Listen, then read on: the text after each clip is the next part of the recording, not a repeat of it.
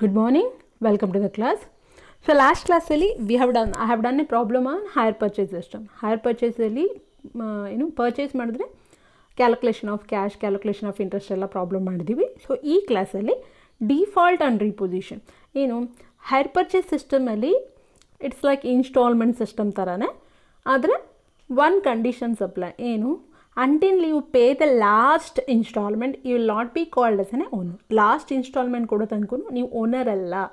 Last instalment ಕೊಟ್ಟ ಮೇಲೆ ನಿಮಗೆ ಓನರ್ಶಿಪ್ನ ಟ್ರಾನ್ಸ್ಫರ್ ಮಾಡೋವಂಥದ್ದು. ಸೊ ಇದು one type of purchasing system. Instalment, hire purchase, credit purchases, ಈ ಥರ ಎಲ್ಲ ಕ್ಯಾಶ್ ಪರ್ಚೇಸಸ್ ಎಲ್ಲ ಇದೆ. ಸೊ ಕಮ್ ಬ್ಯಾಕ್ ಟು ಇವತ್ತು ಡಿಫಾಲ್ಟ್ ಆ್ಯಂಡ್ ರೀಪೊಸಿಷನ್. ಏನಾದರೂ ಇನ್ಸ್ಟಾಲ್ಮೆಂಟ್ನ ಪೇ ಮಾಡೋದು ಡಿಫಾಲ್ಟ್ ಆದರೆ, ಇನ್ಸ್ಟಾಲ್ಮೆಂಟ್ ಪೇ ಮಾಡಲಿಲ್ಲ ಅಂದರೆ ಏನು ಮಾಡ್ತಾರೆ, ಯಾರು ಗೂಡ್ಸ್ನ ಸೇಲ್ ಮಾಡಿರ್ತಾರೆ, ವೆಂಡರ್ ಯಾರು ಇರ್ತಾರೆ, ಅವರು ಅದನ್ನು ಏನು ಮಾಡ್ಬೋದು, ಯಾವಾಗ ಬೇಕಂದ್ರೂ ಆ ಗೂಡ್ಸ್ನ ವಾಪಸ್ ತೊಗೊಂಡು ಹೋಗ್ಬೋದು. ಯಾವಾಗ ಬೇಕಂದ್ರೆ ಅಂದರೆ ಇನ್ಸ್ಟಾಲ್ಮೆಂಟ್ ಕೊಡ್ದಲೇ ಇದ್ದಾಗ. ಸೊ ಈಗ ಒಂದು 4 ಇನ್ಸ್ಟಾಲ್ಮೆಂಟ್ ಕೊಡಬೇಕು ಅಂತ ತಿಳ್ಕೊಳ್ಳಿ. ನೀವು 2 ಇನ್ಸ್ಟಾಲ್ಮೆಂಟ್ ಕಟ್ಟಿರ್ತೀರ, 3ನೇ ಇನ್ಸ್ಟಾಲ್ಮೆಂಟ್ ಕಟ್ಟಿರೋದಿಲ್ಲ. ಆಗ ಅವ್ರೇನು ಮಾಡ್ತಾರೆ, ನೀವು ಕೊಡಲಿಲ್ಲ ಅಂದರೆ, for example you have purchased a laptop, they will take out the laptop only. ಯಾವುದನ್ನು ಸೇಲ್ ಮಾಡಿದ್ದಾರೆ ಅದನ್ನು ಅವ್ರೇನು ಮಾಡ್ತಾರೆ, ವಾಪಸ್ ತೊಗೊಂಡು ಹೋಗ್ತಾರೆ. ಅದನ್ನು ನಾವೇನಂತ ಹೇಳ್ತೇವೆ, ಡಿಫಾಲ್ಟ್ ಆ್ಯಂಡ್ ರೀಪೊಸಿಷನ್ ಅಂತ ಹೇಳ್ತೇವೆ. ಏನಾದರೂ ಇನ್ಸ್ಟಾಲ್ಮೆಂಟ್ ಕೊಡೋದಲ್ಲೇ ಇದ್ದರೆ ಅದು ಡಿಫಾಲ್ಟ್ ಆಗುತ್ತೆ. ಸೊ ಡಿಫಾಲ್ಟ್ ಆದಾಗ ಏನು ಮಾಡ್ತಾರೆ, ರೀಪೊಸಿಷನ್ ಸೇಲ್ ಮಾಡಿದ್ದನ್ನು, ಹೈರ್ ಪರ್ಚೇಸಿಗೆ ಕೊಟ್ಟಿದ್ದನ್ನು ವಾಪಸ್ ತೊಗೊಂಡು ಬರ್ತಾರೆ. ಈಗ ಲ್ಯಾಪ್ಟಾಪ್ ಸೇಲ್ ಮಾಡಿರ್ತಾರೆ, ಇನ್ಸ್ಟಾಲ್ಮೆಂಟ್ ಕಟ್ಟಲಿಲ್ಲ ಅಂದರೆ ವಾಪಸ್ ಲ್ಯಾಪ್ಟಾಪ್ನ ತೊಗೊಂಡು ಇಟ್ಕೊತಾರೆ. ಅದನ್ನು ನಾವು ಡಿಫಾಲ್ಟ್ ಆ್ಯಂಡ್ ರೀಪೊಸಿಷನ್ ಅಂತ ಹೇಳ್ತೇವೆ. So that is only have written here. Default is the failure to pay or failure to meet the obligation by the hire purchaser. So ಯಾರು ಗೂಡ್ಸ್ನ ಪರ್ಚೇಸ್ ಮಾಡಿದಾನೆ ಅವನು ಇನ್ಸ್ಟಾಲ್ಮೆಂಟ್ ಇನ್ಸ್ಟಾಲ್ಮೆಂಟ್ ಫೇಲ್ಯೂರ್ ಆದರೆ, pay ಮಾಡ್ದಲೇ ಇದ್ದರೆ ಅದನ್ನು ನಾವು ಡಿಫಾಲ್ಟ್ ಅಂತ ಹೇಳ್ತೇವೆ. And a hire purchase agreement, the hire purchaser has an obligation to pay all the installment and ownership of the goods is transferred only when the last installment is paid. So ಅವನ agreement ಮಾಡ್ಕೊಂಡಿರ್ತಾನೆ, ಎಲ್ಲ ಇನ್ಸ್ಟಾಲ್ಮೆಂಟ್ನು pay ಮಾಡ್ತೀನಿ ಅಂತ. Installment pay ಮಾಡಿದ್ಮೇಲೆ ownership certificate transfer ಆಗುವಂಥದ್ದು. If the hire purchaser fails to pay the amount it will be treated as a default. So fail ಆದರೆ ಅದು ನಾವು ಡಿಫಾಲ್ಟ್ ಅಂತ ಹೇಳ್ತೇವೆ. So under hire purchase agreement, the seller has a right to repossess the asset in case of failure by hire purchaser. So hire purchase agreement ಅಲ್ಲಿ ಒಂದು ಏನಪ್ಪ ಅಂತಂದರೆ, whoever is selling the goods. So for example, Prakash Electrical selling the laptop to Mr. Y. If Mr. Y is failed to pay, Y ಏನಾದರೂ pay ಮಾಡಲಿಲ್ಲ ಅಂದರೆ, Prakash Electrical has a right to repossess the asset. ಅವ್ರಿಗೆ rights ಇದೆ. ದುಡ್ಡು ಕೊಡಲಿಲ್ಲ, ಈಗ laptop sale ಮಾಡಿದ್ದಾರೆ, for example ಲ್ಯಾಪ್ಟಾಪ್ನ ತೊಗೊಂಡು ಬಂದು ಅವ್ರ ಅಂಗಡಿಲಿ ಇಟ್ಕೊತಾರೆ. So types of default and ರೀಪೊಸಿಷನ್ಸಲ್ಲಿ ಅದನ್ನು ರೀಪೊಸಿಷನ್ ಅಂದರೆ ಸೇಲ್ ಮಾಡೋದನ್ನ ವಾಪಸ್ ತೊಗೊಂಡು ಬರೋದು ಅಂತ. ಲ್ಯಾಪ್ಟಾಪ್ ಸೇಲ್ ಮಾಡಿರ್ತಾರೆ, ಅದನ್ನು ತೊಗೊಂಡು ಮತ್ತೆ ಬಂದು ಅಂಗಡಿಲಿ ಇಟ್ಕೊತಾರೆ. ಸೊ ದಿಸ್ ಈಸ್ ಕಾಲ್ಡ್ ರೀಪೊಸಿಷನ್ ಅಂತ. ಸೊ ಇದರಲ್ಲಿ ಕಂಪ್ಲೀಟ್ ರೀಪೊಸಿಷನ್, ಪಾರ್ಷಿಯಲ್ ರೀಪೊಸಿಷನ್ ಅಂತ ಬರುತ್ತೆ. ಒಂದೊಂದು ಸತಿ ಅರ್ಧ ಬಿಟ್ಟು ಅರ್ಧ ತರ್ತಾರೆ, ಒಂದೊಂದು ಸತಿ ಫುಲ್ ಗೂಡ್ಸ್. ಲ್ಯಾಪ್ಟಾಪ್ ಅನ್ನೋ ಮಿಷಿನ್ಸ್ ಎಲ್ಲ ಆದರೆ ಆ ಥರ, ಅಥವಾ ಯಾವುದಾದ್ರೂ ಒಂದು ಮೆಟೀರಿಯಲ್ ಅಂತ ತಿಳ್ಕೊಳ್ಳೋಣ, ಬೇರೆ ಥರ ಬೇರೆ ಯಾವುದಾದ್ರೂ ಮೆಟೀರಿಯಲ್ಸ್ ಏನಾರು ಇದ್ದರೆ ಕನ್ಸ್ಯೂಮ್ ಆಗಿ ಆಫ್ ಉಳಿದಿದ್ರೆ ಆಫ್ನ ತೊಗೊಂಬರ್ತಾರೆ. ಸೊ ಅದನ್ನು ನಾವು ಪಾರ್ಷಿಯಲ್ ರೀಪೊಸಿಷನ್ ಅಂತ ಹೇಳ್ತೇವೆ. ಈಗ ಗ್ರಾಸರೀಸ್ ಎಲ್ಲ ಆದರೆ ಫಾರ್ ಎಕ್ಸಾಂಪಲ್ ಗೂಡ್ಸ್ ಅಂತ ತಿಳ್ಕೊಳ್ಳೋಣ ಆಗ. ಸೊ ಈಗ ಡಿಫಾಲ್ಟ್ ಆ್ಯಂಡ್ ರೀಪೊಸಿಷನ್ ಹೇಗಾಗುತ್ತೆ ಅಂತ ನೋಡೋಣ. ಇದೆಲ್ಲ ಎಂಟ್ರೀಸ್ ಎಲ್ಲ ಆಮೇಲೆ ಎಕ್ಸ್ಪ್ಲೇನ್ ಮಾಡ್ತೇನೆ. First come back to the problem. On 1st of January 2015, Harsha Limited sold one washing machine costing rupees 56,000 cash price to Sharath on hire purchase system ಅಂತಿದೆ. So 1st of January 2015ಗೆ Harsha limited ಅವರು washing ಮಿಷಿನ್ನ sale ಮಾಡ್ತಾರೆ. Cost rupees 56,000 cash price. So immediate cash ಕೊಟ್ಟರೆ 56,000. ಅದನ್ನು ಶರತ್ ಅನ್ನೋರಿಗೆ hire purchase ಸಿಸ್ಟಮಲ್ಲಿ sale ಮಾಡ್ತಾರೆ.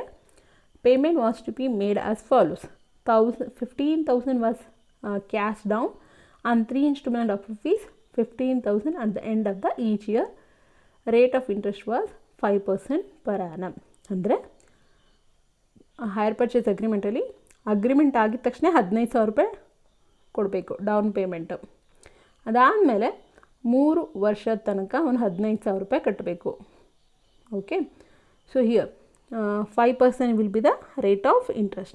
The machine was depreciated at 20% per annum on a written down value method. Okay, Sharath made the down payment and paid the first installment but could not pay the second installment. On first installment kattida, second installment kattilla. Harsha Limited repossessed the machine and spent rupees 600 on repair and disposed of the washing machine for rupees 37,000. ಏನು ಅವನು ಯಾವಾಗ instalment ಕೊಡಲಿಲ್ಲ ಆವಾಗ ಹರ್ಷ limited ಏನು ಮಾಡ್ತಾರೆ, ಹರ್ಷ limited ರೀಪ್ರೋಸೆಸ್ಡ್ washing ಮಿಷಿನ ವಾಪಸ್ ತರ್ತಾರೆ. ತಂದು ಅದು ರಿಪೇರಿಗೋಸ್ಕರ 600 ರೂಪಾಯಿ ಖರ್ಚು ಮಾಡ್ತಾರೆ. 600 rupees will be spend for repair and disposed off the washing machine for rupees 37,000. Repair ಮಾಡಿಸಿದಾದ್ಮೇಲೆ ಅದನ್ನು 37,000ಕ್ಕೆ 37,000 they have sold it out. Okay, so this is the problem. Then let us, what is the question? Show ledger accounts in the both the party. So in the Harsha book ಮತ್ತು Sharath book ಎರಡರಲ್ಲೂ ಕೂಡ ನಾವು ledger ಅಕೌಂಟ್ಸ್ನ ತೋರಿಸ್ಬೇಕಾಗತ್ತೆ. So come back to ಇಲ್ಲಿ 56,000 cash price ಇದೆ. Okay, so ಇದನ್ನು ತೊಗೊಳೋಣ. Calculation of interest for each year first ಮಾಡ್ಕೊಡೋಣ. Cash price is 56,000 less down payment 15,000 as they have given in the problem. Down payment is 15,000. Okay, cash price 56,000. So 56,000 less down payment 15,000, balance at the beginning of the first installment is 41,000. ಅದಕ್ಕೆ ಇಂಟ್ರೆಸ್ಟ್ನ add ಮಾಡಿ 41,000 into 5% ಮಾಡಿದ್ರೆ ನಮಗೆ 2,050 ಬರುತ್ತೆ. So that will be the first year interest. Balance due of the first year is 43,050 add ಮಾಡ್ಕೊಳ್ಳಿ.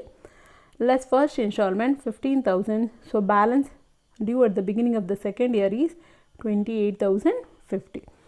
Add interest again 5% on 28,050 into 5 by 100, it will give answer of 1,403. Next, balance due at the second year is, after adding interest, 29,453.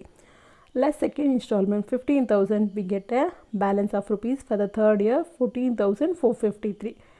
Okay, so here 14,453, don't calculate the interest, just write down balance at the third installment is 15,000. Same thing you write it here also, 15,000. 15,000 minus 14,453, the difference we call it as an interest, 547.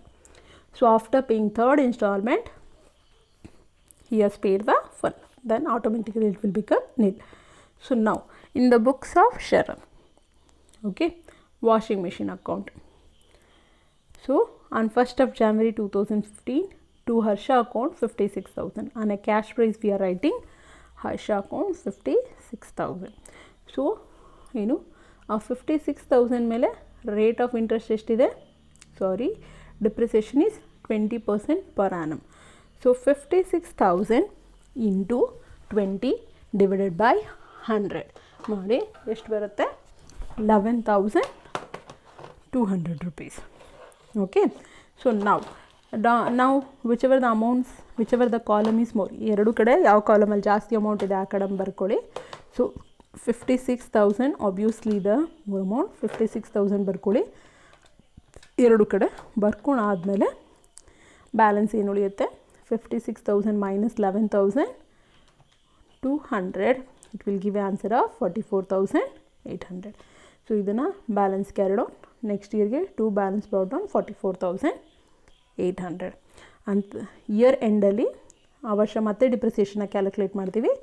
ಎಷ್ಟಿದೆ ಇದ್ರ ಮೇಲೆ 44,800 into 20 divided by 100 ಎಷ್ಟು ಬರುತ್ತೆ, depreciation ಆ ವರ್ಷದ್ದು 8,960. Okay, so ನಾವಲ್ಲಿ ಇನ್ಸ್ಟಾಲ್ಮೆಂಟ್ನ pay ಮಾಡಿದರೆ ನಾವೇನು ಮಾಡ್ತಾಯಿದ್ವಿ, ಬೈ ಬ್ಯಾಲೆನ್ಸ್ ಕ್ಯಾರಿ ಡೌನ್ ಅಂತ ಹೇಳ್ತಾ ಇದ್ವಿ. ಬಟ್ ಆದರೆ ಪ್ರಾಬ್ಲಮಲ್ಲಿ ಏನು ಕೊಟ್ಟಿದ್ದಾರೆ, ಅವ್ರು ಹೇಳ್ತಾ ಇದ್ದಾರೆ, see here, could not pay Sharath made the down payment and paid the first instalment but could not paid the second instalment ಅಂತ ಹೇಳ್ತಿದ್ದಾರೆ. ಸೊ ಸೆಕೆಂಡ್ ಇನ್ಸ್ಟಾಲ್ಮೆಂಟ್ ಕೊಡೋದಿಲ್ಲ, ಹಾಗಾಗಿ ಏನಾಗುತ್ತೆ, ಹರ್ಷ ಲಿಮಿಟೆಡ್ ರಿಪೋಸಿಟ್ ದ ಮಿಷಿನ್ ಅಂತ ಹೇಳ್ತಿದ್ದಾರೆ. ಸೊ ಇಲ್ಲಿ ಡಿಪ್ರಿಸಿಯೇಷನ್ ಬರೆದ್ಮೇಲೆ 44,800 ಎರಡೂ ಕಡೆ ಬರೀರಿ. ಹರ್ಷ ಅಕೌಂಟ್ 29,453. ಹೇಗೆ ಬಂತು ಈ 29,450? ಇಲ್ಲಿದೆ. ಓಕೆ, ಇಲ್ಲಿ ನೋಡಿ, balance due at the end of the second year is 29,453 ಇಲ್ಲಿದೆ. ಓಕೆ, ಅದನ್ನು ಇಲ್ಲಿ ಬರೀರಿ. ಬೈ ಹರ್ಷ ಅಕೌಂಟ್ ಅವ್ರಿಗೆ ಕೊಡಬೇಕಾಗಿದೆ ಎಷ್ಟು? 29,453 ನಾವು ಕೊಡಲಿಲ್ಲ. ಅದಕ್ಕೆ ಏನು ಮಾಡ್ತಾರೆ, he will take out the asset. So ಇಲ್ಲಿ ಹರ್ಷ ನೋಡಿ, ಮಿಷಿನ್ ಬಂದಾಗ ಟು ಹರ್ಷ ಅಕೌಂಟ್ ಅಂತ ಬರೆದ್ವಿ. ಅದೇ ಮಿಷಿನ್ನು ಏನು ಮಾಡುತ್ತೆ, ವಾಷಿಂಗ್ ಮಿಷಿನ್ ಅವ್ರು ವಾಪಸ್ ತೊಗೊಂಡೋಗ್ತಾರೆ. ಅದಕ್ಕೆ ತಂದಾಗ ಈ ಎಂಟ್ರಿ ವಾಪಸ್ ಅವ್ರು ತೊಗೊಂಡೋಗ್ತಾರೆ. ಅದಕ್ಕೋಸ್ಕರ ಹರ್ಷ ಅಕೌಂಟ್ನ ಏನಕ್ಕೆ ತೊಗೊಂಡೋಗ್ತಿದ್ದಾರೆ, ನಾವು 29,453 ಸೆಕೆಂಡ್ ಇಯರ್ ಇನ್ಸ್ಟಾಲ್ಮೆಂಟ್ ಕಟ್ಟಲಿಲ್ಲ. ಸೊ ಸೆಕೆಂಡ್ ಇಯರ್ದು ಸೇರಿ, ಸೊ ಆ ವರ್ಷ ನಾವು ಎಷ್ಟು ಕೊಡಬೇಕಾಗಿತ್ತು? 29,453 ಆ ವರ್ಷ ಲಾಸ್ಟ್ ಬ್ಯಾಲೆನ್ಸ್ ಇದ್ದಿದ್ದು. ಅದರಲ್ಲಿ 15,000 ಲೆಸ್ ಆಗ್ತಾಯಿತ್ತು, ಕೊಡಲಿಲ್ಲ. ಸೊ ಬೈ ಹರ್ಷ ಅಕೌಂಟ್ 29,453 ಬರ್ಕೊಳ್ಳಿ. ಎರಡೂ ಕಡೆ ಟೋಟಲ್ ಮಾಡಿ 44,800 ಅಂತ. ಅದರಲ್ಲಿ 8,960 ಲೆಸ್ ಮಾಡಿ, ಮತ್ತು 29,453 ಲೆಸ್ ಮಾಡಿದ್ರೆ ನಮಗೇನು ಉಳಿಯುತ್ತೆ, ಅದು ಪ್ರಾಫಿಟ್ ಆ್ಯಂಡ್ ಲಾಸ್ ಅಕೌಂಟ್ಗೆ ಟ್ರಾನ್ಸ್ಫರ್ ಮಾಡಿ. ಸೊ ನಮಗೆ ಲಾಸ್ ಆ್ಯಕ್ಚುಲಿ. ಸೊ 6,387 ರುಪೀಸ್ ನಾವು ಆ ವರ್ಷ ಬಡ್ಡಿ ಕೊಡಲೇಬೇಕು, ಬಡ್ಡಿ ಕೊಡ್ತೇವೆ. ಆದರೆ ನಮಗೆ ಆ ಮಿಷಿನ ವಾಪಸ್ ತೊಗೊಂಡೋಗೋದಕ್ಕೆ ಆಗುವಂಥ ಲಾಸ್ ಎಷ್ಟು? 6,387 ರುಪೀಸ್ ನಮಗೆ ಲಾಸ್ ಆಗುತ್ತೆ. ಆ ಲಾಸ್ನ ಪ್ರಾಫಿಟ್ ಆ್ಯಂಡ್ ಲಾಸ್ ಅಕೌಂಟ್ಗೆ ಟ್ರಾನ್ಸ್ಫರ್ ಮಾಡ್ತೇವೆ. ಈ ಅಸೆಟ್ ಅಕೌಂಟ್ನ ಕ್ಲೋಸ್ ಮಾಡ್ತೇವೆ. ವಾಷಿಂಗ್ ಮಿಷಿನ್ ಅಕೌಂಟ್ ಕ್ಲೋಸ್ ಆಯಿತು. ನೋಡಿ, ಎರಡು ಕಡೆ 44,800, nothing is there in to carry forward to next year. So ಇದು washing machine account. So in the Harsha account first year ನಾವು ಡೌನ್ ಪೇಮೆಂಟ್ ಮಾಡ್ತೇವೆ to bank account 15,000. First instalment ಕೂಡ pay ಮಾಡ್ತೇವೆ 15,000. Next, so pay ಮಾಡೋಂಥ first ಇನ್ಸ್ಟಾಲ್ಮೆಂಟಲ್ಲಿ 15,000ಅಲ್ಲಿ ಎಷ್ಟಿದೆ?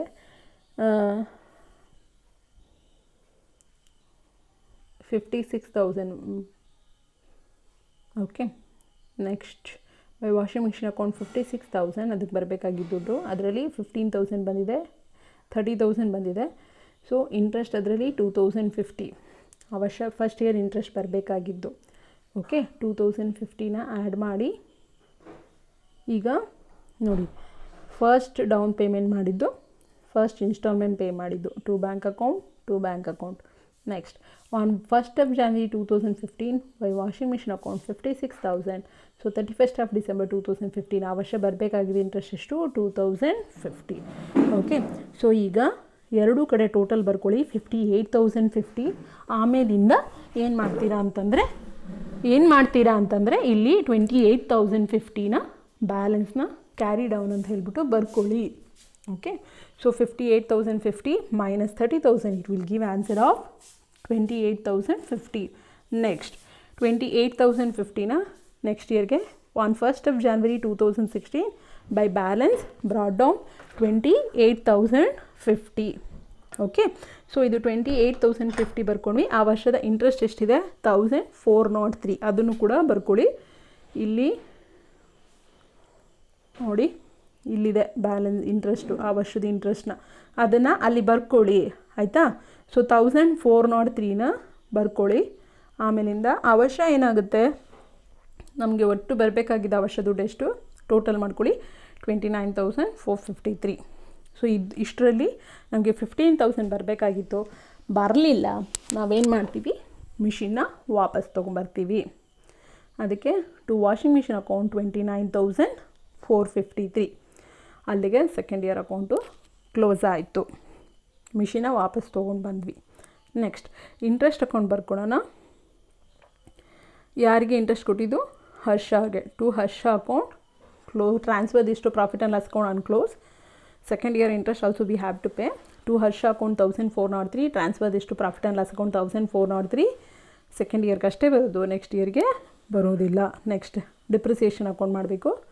to washing machine account 11,200, transfer this to profit and loss account. Second year 8,960 depreciation, washing machine account, transfer this to profit and loss account and close this account.